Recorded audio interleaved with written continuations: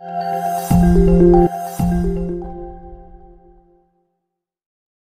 baginda Rasulullah sallallahu alaihi wasallam, siapa dia? Humul ladzina la yastarqun. Di antara orang yang tawakalnya kepada Allah Subhanahu wa taala itu baik adalah orang yang ketika hidup tidak pernah minta untuk diruqyah.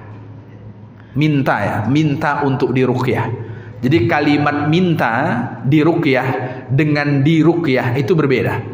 Kalau dia minta, berarti kan prosesnya itu dia yang datang untuk kemudian minta diruqyah.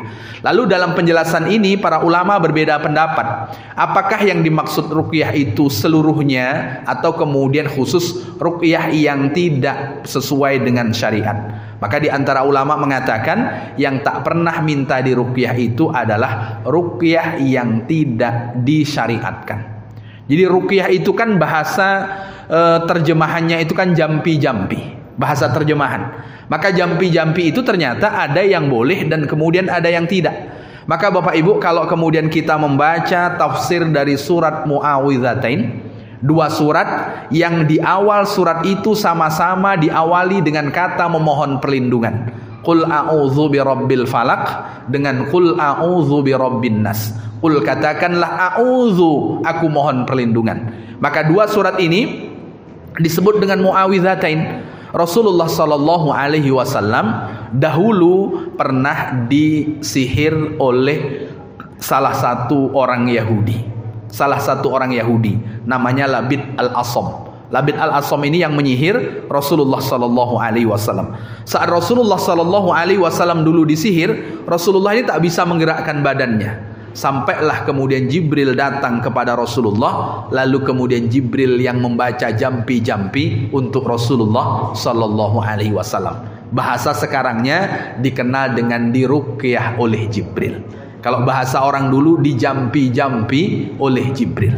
Lalu pertanyaannya, apa mantra yang dibaca Jibril alaihissalam kepada baginda Rasulullah sallallahu alaihi wasallam saat dahulu Rasulullah sallallahu alaihi wasallam disihir oleh Labid al-Asam al-Yahudi? Apa jampi-jampi yang dibaca oleh Jibril? Jampi yang dibaca oleh Jibril itu adalah Bismillahi arkika min kulli syai'in yu'dzika wa min kulli syarri hasidin wa ainin fi ba'dir riwayah. Di antara redaksi yang digunakan oleh Jibril menjampi atau meruqyah baginda Rasulullah sallallahu alaihi wasallam adalah dengan kalimat, dengan menyebut nama Allah, aku meruqyahmu. Aku memberikan jampi kepadamu dari segala sesuatu yang membuat engkau sakit, dari segala sesuatu yang hadir dari orang yang dengki, dari segala sesuatu yang timbul dari pandangan sehingga mendatangkan penyakit ain. Itu kalimat yang digunakan oleh malaikat Jibril ketika meruqyah baginda Rasulullah sallallahu alaihi wasallam.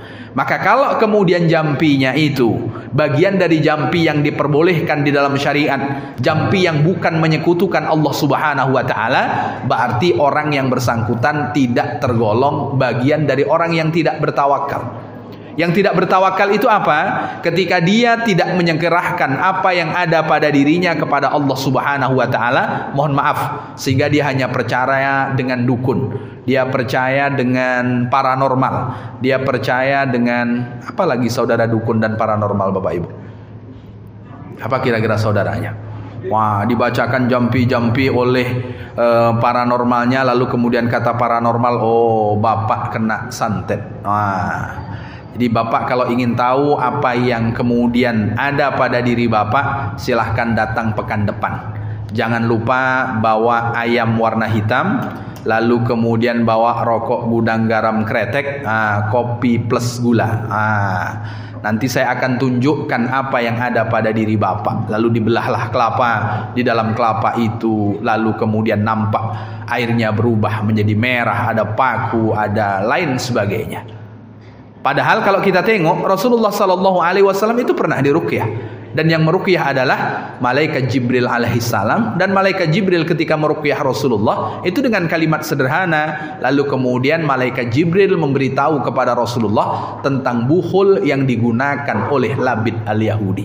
Jadi buhul-buhul dalam sihir itu ada sejak zaman Rasulullah sallallahu alaihi wasallam. Buhulnya itu dibuang ke sumur yang sudah mati dan kemudian Rasulullah meminta sahabat untuk mengambilnya dan kemudian menguraikan buhul-buhul tersebut.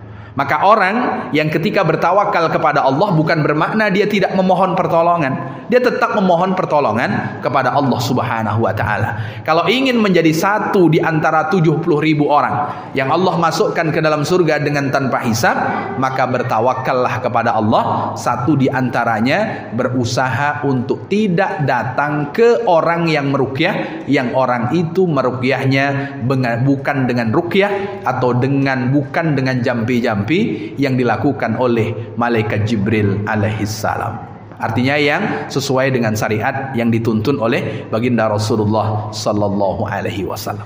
Itu yang pertama. Kemudian yang kedua, wala yatatayyarun. Kata baginda Rasul, orang yang mengadu nasib dengan menerbangkan burung. Dulu Bapak Ibu yang dimuliakan oleh Allah Subhanahu wa taala, ada dua kebiasaan orang-orang jahiliyah mengadu nasib. Yang pertama, mereka mengadu nasib dengan menerbangkan burung. Jadi burung itu diterbangkan. Jadi apapun yang akan dia lakukan, dia akan menerbangkan burung.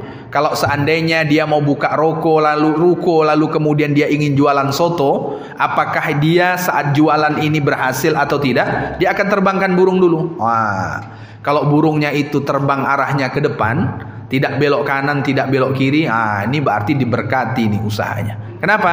Dia mengadu nasib yang akan dia lakukan itu hanya dengan menerbangkan seekor burung. Jadi burung itu diterbangkan. Maka burung itu akan memberi isyarat apakah nasibnya akan baik atau tidak terkait dengan sesuatu yang akan dilakukan. Jadi kalau burung itu ternyata terbangnya balik ke belakang, tak jadi dia lakukan. Maka orang-orang dulu itu sebagian kalau cari jodoh gitu juga, terbangkan burung. Kalau burungnya ke depan, ini nampaknya perlu melangkah nih.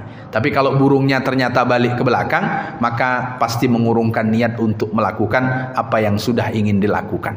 Itu diantaranya. Satu lagi bil azlam, kalimatnya mengundi nasib itu. Bil azlam itu di dalam Al-Quran dengan meletakkan 3 busur anak panah di dalam Ka'bah. Di 3 busur anak panah ini yang satu tertulis na'am, iya, yang satu tertulis la, tidak, yang satu lagi kosong. Jadi kalau ingin melakukan sesuatu, maka dia akan cabut salah satu anak panah itu. Ketika keluar undian yang mengatakan iya, berarti jadi dilakukan. Ketika ternyata undian yang diambil itu tidak, berarti tidak jadi dilakukan. Ketika yang diambil ternyata tidak ada tulisan, maka kemudian dia akan mengulang kembali. Begitulah di antara orang-orang yang tidak bertawakal kepada Allah Subhanahu wa taala, dia akan mengundi nasibnya dengan menerbangkan burung, dia akan mengundi nasibnya hanya dengan anak panah. Maka kita diajarkan oleh baginda Rasulullah sallallahu alaihi wasallam, bertawakal itu adalah meminta pertolongan kepada Allah Subhanahu wa taala. Kalau di kita ada orang yang mengundi nasib dengan burung, Bapak Ibu? Tak ada nampaknya. Mengundi nasib dengan anak panah? Tidak ada. Tapi mengundi nasib dengan balok kotak, ada angka 2, ada angka 3, 4 sampai 6, itu ada tuh. Apa namanya Bapak Ibu yang dilempar tuh? Dadu. Itu bagian dari mengundi nasib itu kan. Wah, kalau nanti yang keluar angka sekian, itu bagian dari mengundi nasib. Maka orang-orang yang mengundi nasib, satu di antara orang yang tidak termasuk bagian dari orang-orang yang bertawakal, yang Allah masukkan ke dalam surga, yang jumlahnya 70.000 dengan tanpa hisab. Kemudian wala yaktawuna wa ala rabbihim yatawakkalun. Mereka ketika hidup tidak pernah berobat dengan metode kai. Jadi ada perobatan klasik, itu metodenya dengan metode kai. Kai itu dengan membakar besi, lalu kemudian ditempelkan ke telapak kaki, diantaranya organ-organ yang sakit. Ini diantara yang disebutkan oleh Rasulullah. Meskipun di dalam hal ini nanti banyak sekali perdebatannya, tapi ini sebagai bentuk bahwa orang yang bertawakal kepada Allah Subhanahu wa taala, dia berusaha untuk tidak terlibat di dalam 3 hal ini.